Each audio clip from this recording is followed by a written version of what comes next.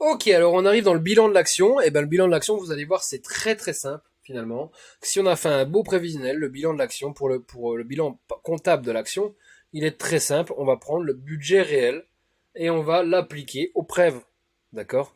On va pas se prendre la tête comme le monsieur à l'écran. On va prendre notre bilan, notre budget prévisionnel que vous voyez juste ici, le budget prévisionnel et le budget réel, et on va les mettre côte à côte. Et là, on a une vision instantanée de ce qui s'est passé en termes financiers. Ok? On a vu ici qu'il y avait 44 euros qui étaient prévus pour le transport qui n'étaient pas dépensés, d'accord. On a vu qu'on a respecté quasiment la cotisation des membres, on est bien. Les membres, ils ont bien cotisé comme on le pensait. La collecte de fonds, on a réussi à faire 50 euros de moins, on est à moins 50 et à moins 35 de revenus sur les autres revenus on devait trouver. Donc on arrive à 2770 euros au lieu de 2855.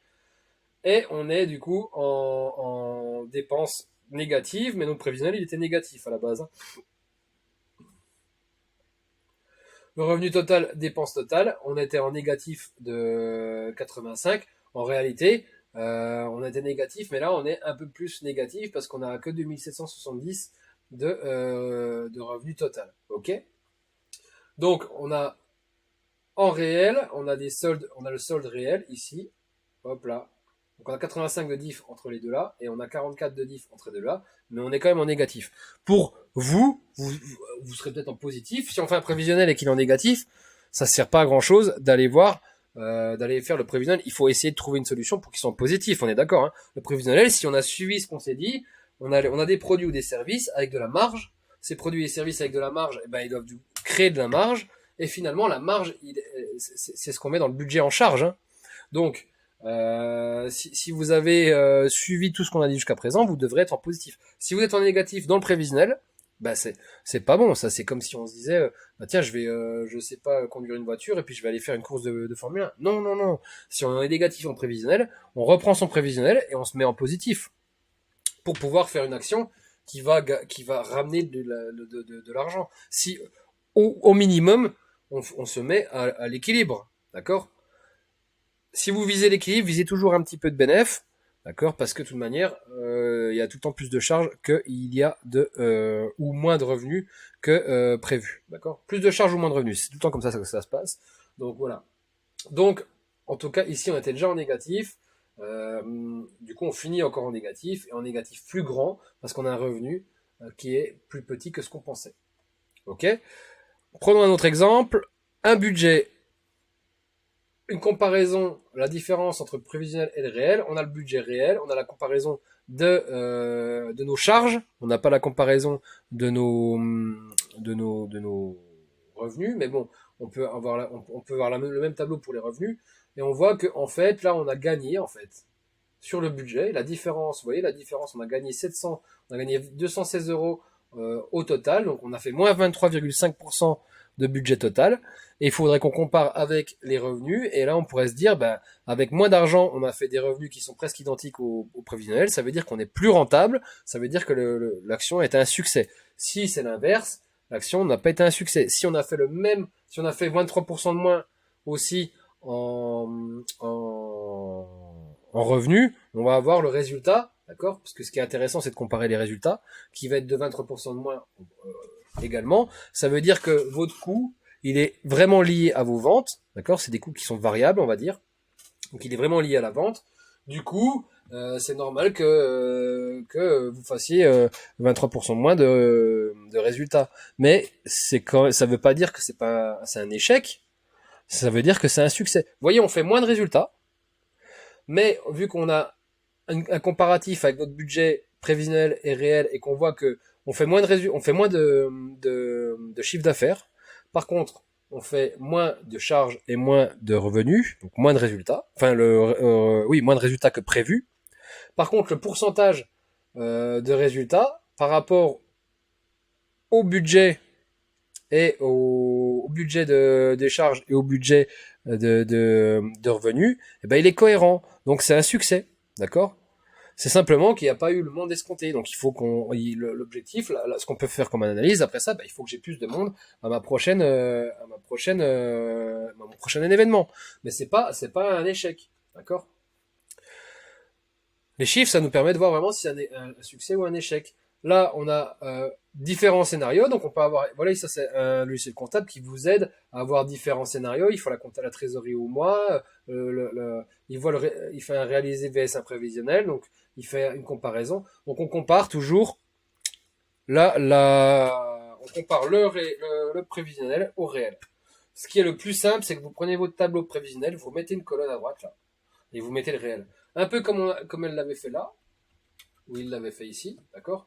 Là, c'est vachement bien. Budget, boum, le réel, boum, ok.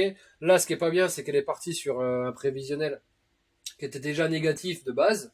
Ok, si c'est le cas, bah, il faut se poser des questions si vous allez faire le truc. Là, ce qu'on va lui demander ici, là, c'est pourquoi t'as beaucoup plus, t'as 100 euros de dépenses de plus que de revenus. Comment ça, tu les trouves où dans la réalité?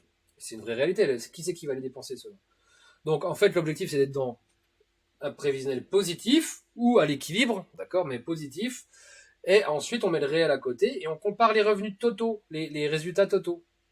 On compare les résultats totaux plus le résultat des charges et le résultat des revenus, d'accord, revenus et charges. On compare ces deux résultats et on essaie de trouver une cohérence. Si j'ai baissé de 23% partout, eh ben c'est pas grave, ça veut dire que quand même j'ai réussi à faire de la marge, parce que ma marge est avec le prix que je viens de au coût de revient, bah, j'ai de la marge, c'est évident.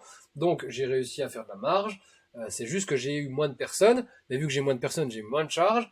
Du coup, bah, j'ai une marge qui est quand même convenable. Si j'ai les mêmes charges, mais j'ai moins de personnes, vous voyez ce que je veux dire, la différence? Si j'ai les mêmes charges, mais j'ai 23% de moins de personnes, bah là, ça va être une cata sur mon résultat, parce que mon résultat, il va éclater. Parce j'aurai trop de charges par rapport à mes revenus.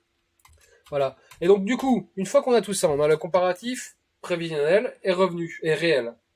Une fois qu'on a ces deux choses-là, il faut se poser la question, simplement, pourquoi le niveau d'activité diffère des objectifs, où se situe la difficulté dans le réel, pourquoi, en fait, on n'est pas arrivé à faire notre prévisionnel.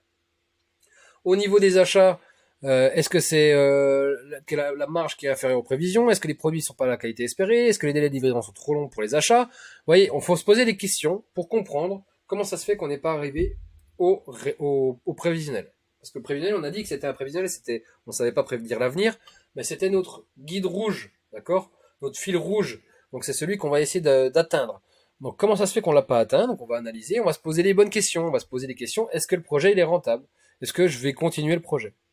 Ah oui, j'ai vu que j'arrivais pas à le faire, ou que j'arrivais à le faire mais qu'il n'y avait pas les résultats escomptés. Est-ce que ça vaut quand même le coup de le refaire? Si oui, ça vaut le coup parce que j'ai fait de la marge. D'accord. Mais il faudrait que je fasse plus de marge. T'as fait 30 euros de marge. On va pas s'en sortir. Ok, bah il faudrait que il faudrait que je vende plus peut-être.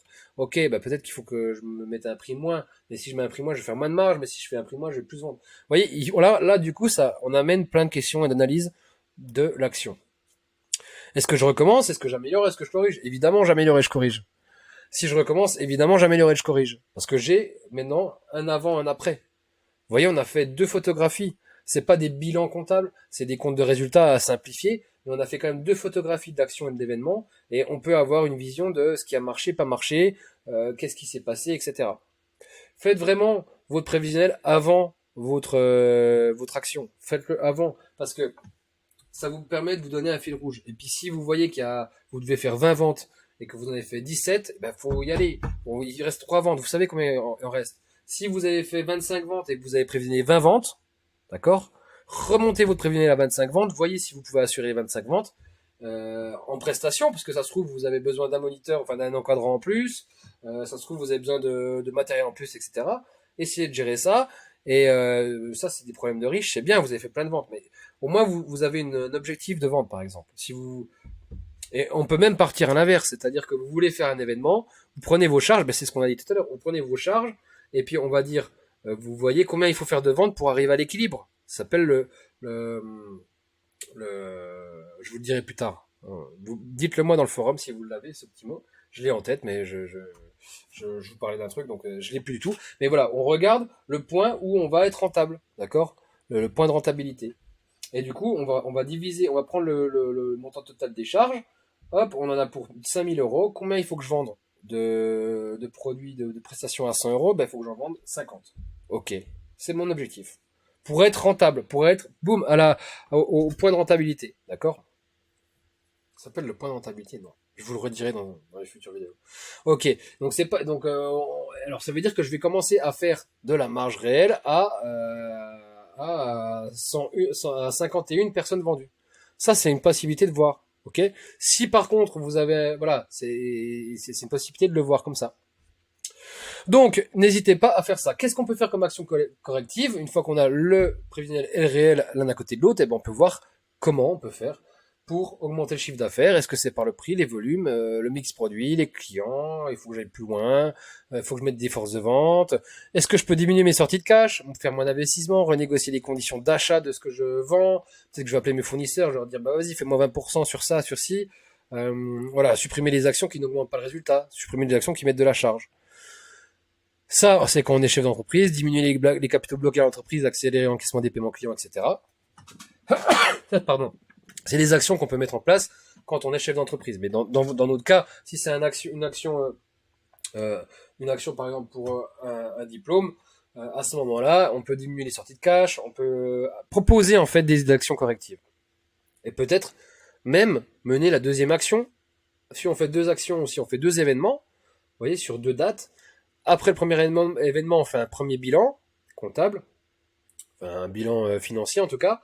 On regarde où on en est, on a été rentable par rentable, qu'est-ce qui s'est passé, qu'est-ce qui s'est pas passé. Avec tout ce qu'on s'est dit, avec tout ce cours, vous êtes capable maintenant de dire, bah voilà, il faut que j'augmente mes charges, diminue mes charges. Pas j'augmente jamais les charges, mais que je diminue mes charges, j'augmente mon revenu, comment je fais, sur quel biais je peux jouer, sur quelle chose je peux jouer.